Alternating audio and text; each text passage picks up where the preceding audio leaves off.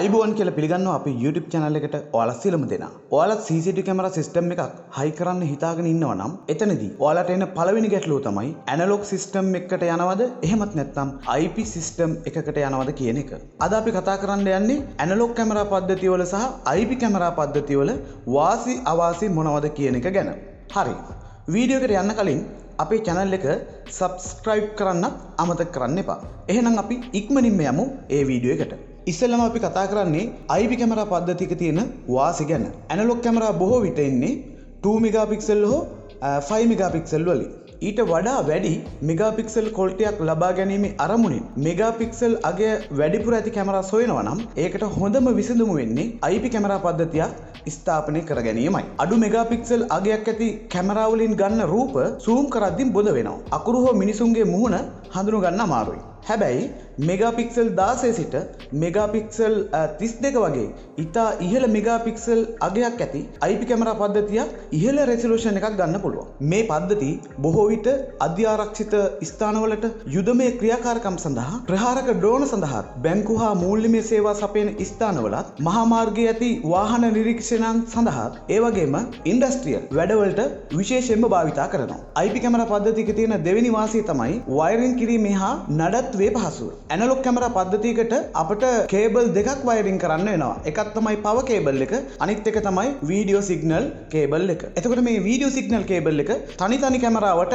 එක ගානේ DVR එක ගාවට කැමරා ලයින්ස් වයරින් කරන්න වෙනවා. ඒත් IP කැමරා වල POV තාක්ෂණයක් තියෙන නිසා පවර් කේබල්ස් අපට වයරින් කරන්න අවශ්‍ය වෙන්නේ නැහැ. මොකද IP කැමරා වල තියෙන POV තාක්ෂණේ CAT6 එහෙම නැත්නම් නෙට්වර්ක් කේබල් එක තුලින්ම පවර් එක කැමරාවට අරන් යන නිසා. එමගින් විදුලි අනතුරුත් අපට වළක්වා ගන්න පුළුවන්. ඒ වගේම පද්ධතිය ස්ථාපන කිරීමෙන් පසුව සිදු කරන නඩත්තු සේවාවන්ද ඉතා පහසුවෙන් IP කැමරා පද්ධතියක සිදු කරගන්න පුළුවන්. ඇනලොග් කැමරා පද්ධතියට සාපේක්ෂව. IP කැමරා පද්ධතියක තියෙන තුන්වෙනි වාසිය තමයි ඇනලොග් කැමරා පද්ධතියේ කැමරාවලට DVR එකේ සිට වෙනම වීඩියෝ සිග්නල් කේබල් එකක් අනිවාර්යයෙන්ම අදින්න වෙනවා. IP කැමරා පද්ධතියට එහෙම කරන්න ඕන නැහැ. ඈත තියෙන කැමරා දෙකක් එහෙමත් නැත්නම් දෙකේ සිට 100ක් වුණත් කැමරා අපට එක කේබල් එකකින් ලින්ක් කරලා DVR එකට හෝ NVR එකට සම්බන්ධතාවය ලබා දෙන්න පුළුවන්. මේ සම්බන්ධතාවය ලබා දෙන්න අපට නෙට්වර්ක් ස්විච් එකක් හෝ POV ස්විච් එකක් අවශ්‍ය වෙනවා. ඒවා එකිනෙකට ලින්ක් කරලා අවසානටම අපට තනි කේබල් එකකින් DVR එක හෝ NVR එකට විශාල කැමරා ප්‍රමාණයක් එකට ලින්ක් කරලා අපට DVR එකට එහෙම නැත්නම් NVR එකට සම්බන්ධ කිරීමේ හැකියාවක් තියෙනවා. අන්න එතනදී ඇනලොග් කැමරා පද්ධතියක වගේ නෙමෙයි IP කැමරා පද්ධතියේ කේබල් කොස්ට් එක ඉතා විශාල ප්‍රමාණයකින් අඩු කරගන්න පුළුවන් වෙනවා. ඒ විතරක් නෙමෙයි මේ කැමරා පද්ධතියට පවර් සප්ලයි අවශ්‍ය වෙන්නේත් නැහැ. මොකද POV ස්විච් එකෙන් හෝ එහෙම නැත්නම් POV NVR එකෙන් පවර් එක ලබා දෙන පවර් සප්ලයි එක මේ ඩිවයිසස් ඇතුලේ තියෙන නිසා ඒ වගේම මේ කේබල් ඇතුලෙන්ම පවර් එක යන නිසා පවර් කේබල් විතරක් නෙමෙයි පවර් සප්ලයි වෙනින්ම අපිට මිලදී අරගෙන ඒවා ෆික්ස් කරන්න අවශ්‍ය වෙන්නේත් නැහැ. හතරවන වාසිය කතා කරන්න කලින් ඔයා දැනගන්න ඕන ඇනලොග් කැමරා පද්ධතියක සහ IP කැමරා පද්ධතියක තියෙන තාක්ෂණික ක්‍රියාවලිය මොකක්ද කියලා. එහෙම නැත්නම් මේ වාසිය ඔබට වැටහෙන්නේ නැහැ. අපි එහෙනම් බලමු ඇනලොග් කැමරා පද්ධතියේ ක්‍රියාකාරීත්වය මොකක්ද කියලා. ඇනලොග් කැමරා පද්ධතියේ තියෙන කැමරා වලින් ලබා ගන්න පින්තූර එහෙමත් නැත්නම් දත්ත ඒ කියන්නේ කැමරාවෙන් කේබල් එක දිගේ එන ෆොටෝස් නැත්නම් දත්ත DVR එක තුලින් තමයි ප්‍රොසෙස් කිරීමක් සිදු කරන්නේ. එහෙම නැත්නම් වීඩියෝ තොරතුරක් ලෙස සකස් කරන්නේ. ඊට පස්සේ ඒ වීඩියෝ ස්ක්‍රීන් එකෙන් අවුට්පුට් කරනවා.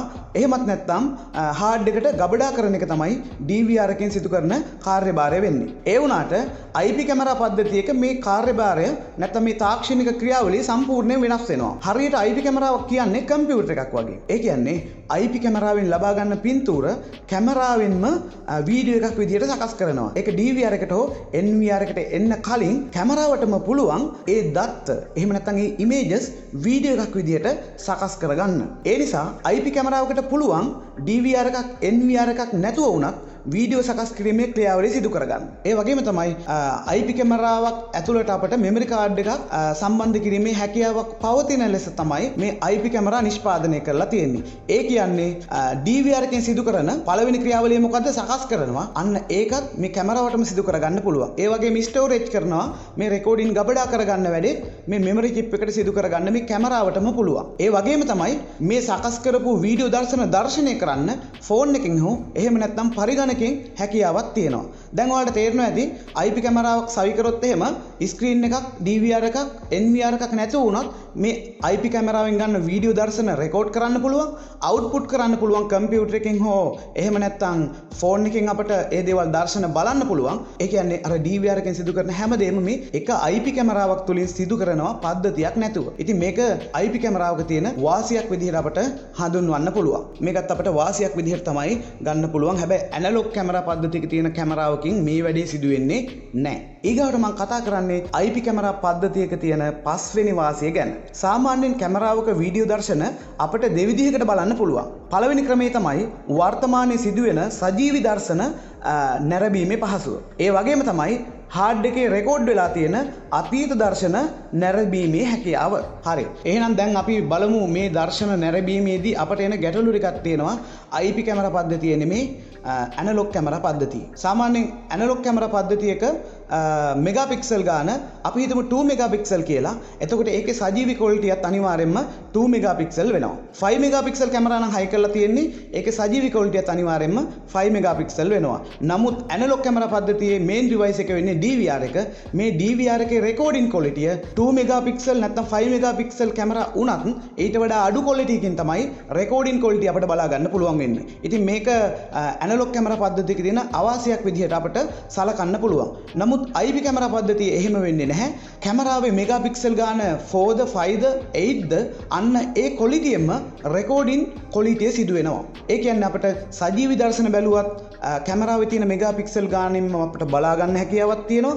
ඒ ක්වොලිටියෙම ඒ වීඩියෝ දර්ශනය වෙනවා. ඒ වගේම තමයි රෙකෝඩින් බලද්දිනුත් ඒ රෙකෝඩින් වීඩියෝ දර්ශනවලත් අනිවාර්යෙන්ම කැමරාවට අදාළ මෙගාපික්සල් ගානින්ම ඒ ක්වොලිටියෙන්ම ඒ දර්ශන අපට බලා ගැනීමේ හැකියාවක් තියෙනවා. මෙතනදිත් අපට මෙන්න මේ විශේෂ හේතුවත් IP කැමරා පද්ධතියක තියෙන වාසියක් විදිහට මට හඳුන්වන්න පුළුවන්. හැම බ්‍රෑන්ඩ් එකකටම අදාළ ඇනලොග් කැමරා පද්ධතිවල මේ දෝෂය අඩු වැඩි වශයෙන් අනිවාර්යයෙන්ම බලා ගන්න පුළුවන් වෙනවා. IP කැමරා පද්ධතිවල මේ දෝෂය හටගන්නේ නැහැ. IP කැමරා පද්ධතියක තියෙන 6 වෙනි වාසිය තමයි ඇනලොග් කැමරා වලට වඩා මම මේ කතා කරන IP කැමරා පරිගණකයක් ලෙස ක්‍රියා කරන නිසා ඒ කැමරාවට ඉතා හොඳ මොළයක් තියෙනවා. එහෙමත් නැත්නම් AI තාක්ෂණය අඩු වැඩි වශයෙන් මේ කැමරාවට ලබා දීලා තියෙනවා. මේ කැමරාවලට පුළුවන් මිනිස්සු කවුද, වාහන මොනවද කියලා වෙන් කරලා අඳුනගන්න. කවුරු හරි හොරෙක් තාප්පෙන් පැන්නොත් නැත්නම් වාහනයක් ඇතුළු වුණොත් එහෙම ඒ වාහනය අඳුරගන්නත් විශේෂ හැකියාවක්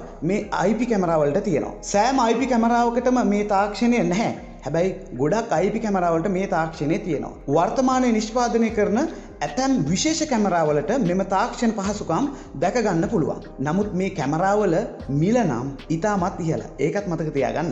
ඒ කියන්නේ AI තාක්ෂණයෙන් තියෙන IP කැමරාවල මිල සාපේක්ෂ AI තාක්ෂණය නැති IP කැමරාවලට වඩා මිල විශේෂ ප්‍රමාණයකින් මිල ඉහළ යනවා. IP කැමරා පද්ධතියක තියෙන 7 වෙනි වාසිය තමයි කැමරා ප්‍රමාණය 16ට වඩා වැඩි ප්‍රමාණයක් ස්ථාපනය කිරීමට සැලසුම් කරලා තියෙනවා නම් අනිවාර්යයෙන්ම ඒ සඳහා IP කැමරා පද්ධතියකට යන්න ඕන. නැත්නම් වයරින් කොස්ට් එක හා පසුකාලීන නඩත්තුවලදී වැඩි මුදලක් වැයවීම නිසා ඔබ ලොකු අමාරුවක වැටෙන්න පුළුවන් IP කැමරා පද්ධතියකට ගියේ නැත්තම්. කැමරා ප්‍රමාණය 1 සිට 17ට වඩා අඩුයි නම් මම කලින් කියපු අවාසිය තිබුණත් ඇනලොග් කැමරා පද්ධතියක් ස්ථාපනය කරගන්න. මොකද නිවසකට, කුඩා වෙළඳ සැලකට, කුඩා කාර්යාලයකට ඇනලොග් කැමරා පද්ධතියක් හොඳටම ඇති. ඒත් ඊට වඩා වැඩි කැමරා පද්ධතියකට යනවා නම් අනිවාර්යෙන්ම IP පද්ධතියකට යන්න වෙනවා. එහෙම නැත්තම් මම අර කලින් කියපු වයරින් කොස්ට් එක ඒ වගේම තමයි පසුකාලීන නඩත්තු සිදු කර ගැනීමේදී ඔයාට වැඩි මුදලක් ඒ සඳහා වැය වෙන්න පුළුවන්. IP කැමරා පද්ධතියක අටවන වාසිය තමයි අලුතින් කැමරා පද්ධතියට ඇඩ් කරද්දී. ඒ කියන්නේ ඔයා කැමරා පද්ධතියක් ස්ථාපනය කරනවා IP කැමරා පද්ධතියක්. අපි හිතමුකෝ අලුතින් ස්ථාපනය කරද්දී පද්ධතියේ කැමරා ප්‍රමාණය වෙනවා 20ක් හෝ 30ක්. ඊට පස්සේ ඔයාලට සිද්ධ වෙනවා මේ කැමරා ප්‍රමාණය වැඩි කරගන්න. ඒ කියන්නේ මේ පද්ධතියට තවත් කැමරා එකතු කරගන්න. අන්න එතනදී IP කැමරා පද්ධතියට මේ වැඩේ කරන්න ගියොත් ඉතා පහසුයි. ඒ වැඩේ කරගන්න පුළුවන් වෙනවා. හැබැයි ඇනලොග් කැමරා පද්ධතියකට අපි කැමරා ඇඩ් කරද්දී නැවත මුල ඉඳලම කැමරා ලයින්ස් වයරින් කරන්න සිදු වෙනවා. ඉතින් ඔයාලා දන්නවා මම කලින් කියපු විදිහට කැමරාවෙන් කැමරාවට කොච්චර දුරක් තිබුණත් ඒ කියන්නේ මීටර් 100ක් හෝ 150ක් දුර තිබුණත් කැමරාව තියෙන DVR එකට වඩා ඈතින් නම් අන්න ඒ දුරේ සිට DVR එක දක්වා සිග්නල් කේබල් එක නැත්නම් වීඩියෝ සිග්නල් කේබල් එක අපට අදින්න වෙනවා නැත්නම් වයරින් කරන්න වෙනවා. ඒකට අනිවාර්යයෙන්ම කොස්ට් එකක් වැය වෙනවා. නමුත් IP කැමරා පද්ධතියක එහෙම නෙමෙයි. IP කැමරා පද්ධතියක පුළුවන් මීටර් 100ක් දුරින් කැමරාවක් තිබුණොත් අන්න ඒ හරියට නෙට්වර්ක් හෝ POE ස්විච් එකක් දාලා එතන සිට අපට මේ පද්ධතියට අලුතින් හයි කරන කැමරා ඇඩ් කරගන්න. එතනදී DVR එක ගාවට නැත්නම් මේන් සර්වර් එක ගාවට වෙනෙන්ම වයරින් එකක් සිදු කරන්න අවශ්‍ය වෙන්නේ නැහැ. ඈතින් තියෙන ළඟම තියෙන කැමරාවට ලින්ක් කරලා අපට පුළුවන් ඒ අලුතින් ඇඩ් කරන කැමරා ටික පද්ධතියට ලින්ක් කරන්න. ඒ කියන්නේ එතනදී වයරින් කොස්ට් එක සහ මෑන් පවර් එක ඉතාමත් අඩුවෙන් තමයි වැය වෙන්නේ. මෙන්න මේ හේතුවත් IP කැමරා පද්ධතියක තියෙන වාසියක් විදිහට අපට හඳුන්වන්න පුළුවන්. හරි. මම දැන් කතා කරා IP කැමරා පද්ධතියක තියෙන වාසි 8ක්.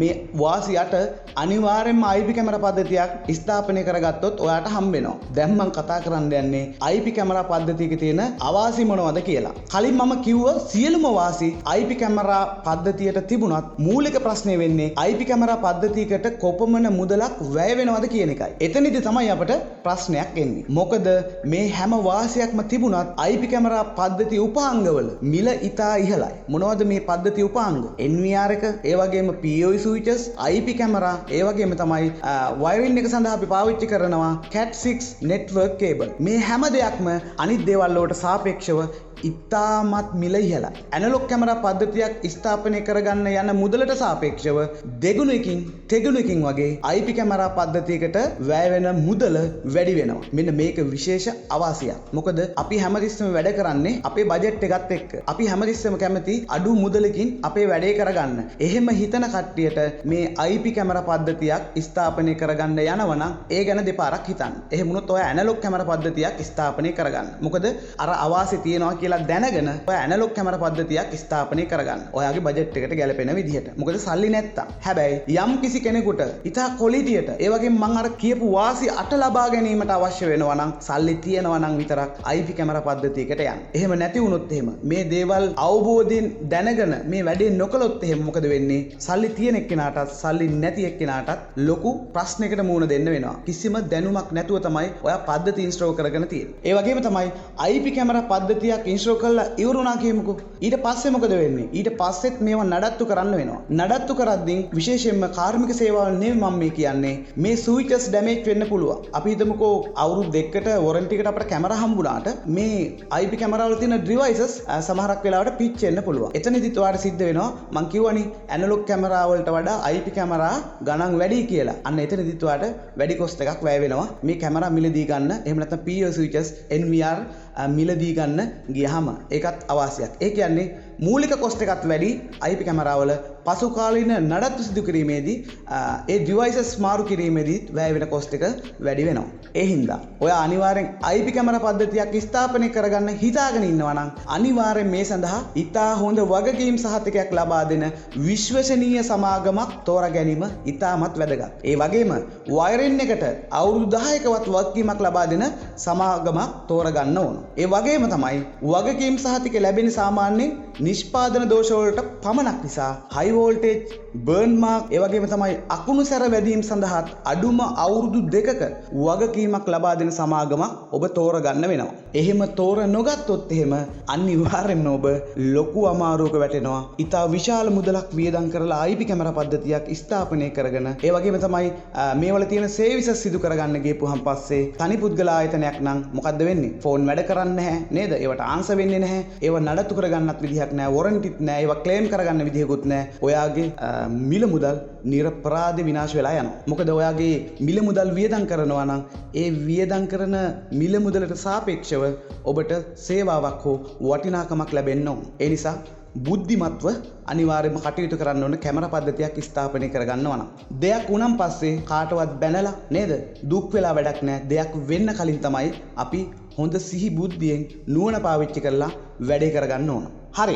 එහෙනම් ඔයාලට දැන් තේරෙන්නේ නැති ඇනලොග් CCTV පද්ධතිය සහ IP පද්ධතියේ වාසි මොනවද අවාසි මොනවද කියලා. වීඩියෝ එක වටිනවා කියලා හිතනවා නම් ලයික් එකක් දාලා යාළුවන්ටත් බලන්න ෂෙයා කරන්න අමතක කරන්න එපා. ඔයාලට තියෙන ප්‍රශ්න පල්ලෙහෙන් කමෙන්ට් කරන්න. ඒ වගේම තමයි ඊළඟ වීඩියෝ එකකින් හමු වෙන බලාපොරොත්තු ඇතුව අදට අපි ඔබෙන් සමුගන්නවා. එතෙක් ඔයාලා ඔක්කොටම සුබ දවසක් ආයුබෝවන්.